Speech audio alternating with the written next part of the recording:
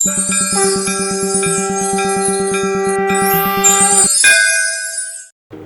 ओम नमः शिवाय। दोस्तों, मैं ये कामना करता हूँ आप और आपका परिवार सब कुशल मंगल होंगे।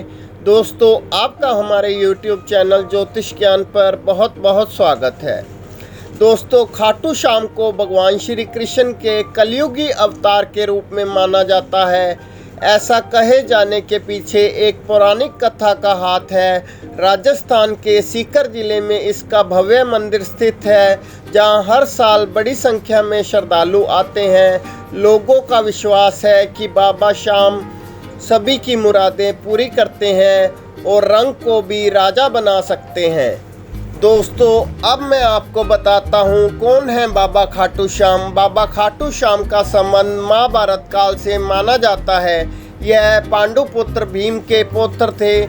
ऐसी कथा है कि खाटू श्याम की अपार शक्ति और क्षमता से प्रभावित होकर श्री कृष्ण ने इन्हें कलयुग में अपने नाम से पूजे जाने का वरदान दिया था।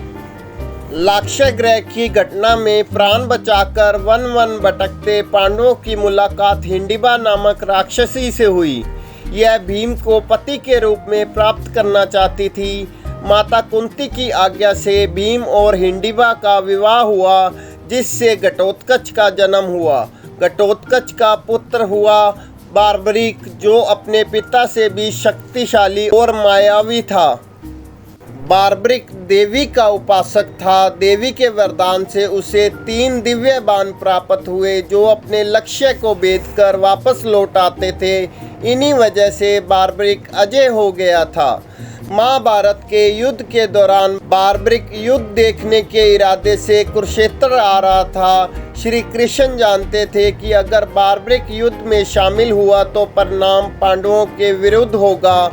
बार्बरिक को रोकने के लिए श्री कृष्ण ने गरीब ब्राह्मण बनकर बार्बरिक के सामने आए। अनजान बनते हुए श्री कृष्ण ने बार्बरिक से पूछा कि तुम कौन हो और कुरुक्षेत्र क्यों जा रहे हो।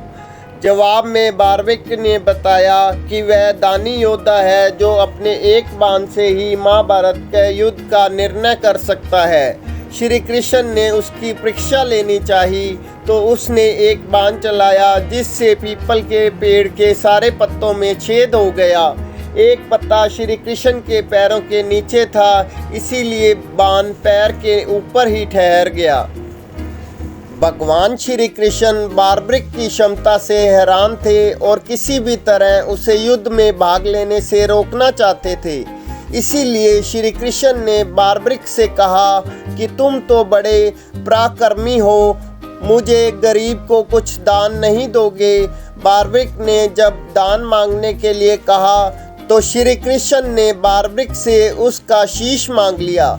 बार्बरिक समझ गया कि यह ब्राह्मण नहीं कोई और है और वास्तविक परिचय देने के लिए कहा। श्री कृष्ण ने अपना वास्तविक परिचय दिया तो बार्बरिक ने खुशी खुशी शीश दान देना स्वीकार कर लिया। रात भर भजन पूजन कर फाल्गुन शुक्ल की द्वादशी को स्नान पूजा करके बार्बरिक ने अपने हाथ से अपना शीश श्री कृष्ण को दान कर दिया। शीश दान से पहले बार्बरिक ने श्री कृष्ण से युद्ध देखने की इच्छा जताई थी। इसीलिए श्री कृष्ण ने बार्बरिक के कटे शीश को युद्ध के अवलोकन के लिए एक ऊंचे स्थान पर स्थापित कर दिया। युद्ध में विजय श्री प्राप्त होने पर पांडव विजय का श्रेय लेने हेतु वाद विवाद कर रहे थे। तब श्री कृष्ण ने कहा कि इसका निर्णय बार्बरिक का शीश कर सकता है। बार्बरिक के शीश ने बताया कि युद्ध में श्री कृष्ण का सुदर्शन चक्र चल रहा था, जिससे कटे हुए वृक्ष की तरह योद्धा रणभूमि में गिर रहे थे। द्रौपदी महाकाली के रूप में रक्तपान कर रही थी।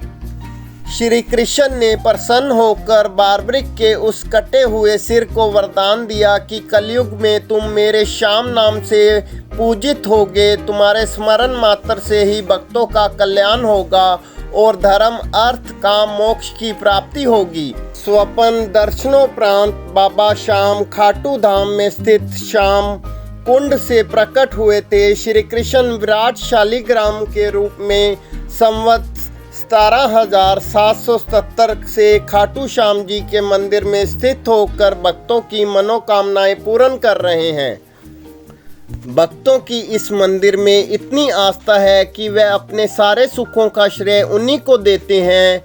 भक्त बताते हैं कि बाबा खाटू श्याम उनकी सभी मुरादें पूरी करते हैं। खाटू श्याम में आस लगाने वालों की झोली बाबा कभी खाली नहीं करते। दोस्तों, मैं आपसे विनती करता हूँ, इसके बारे में अपने बच्चों को ज़रूर बताएं। अगर आपको हमारा चैनल पसंद आए तो इसे सब्सक्राइब भी करें और लाइक का बटन ज़रूर दबाएं, इससे हमें प्रोत्साहन मिलता है। आप सबका बहुत बहुत शुक्रिया।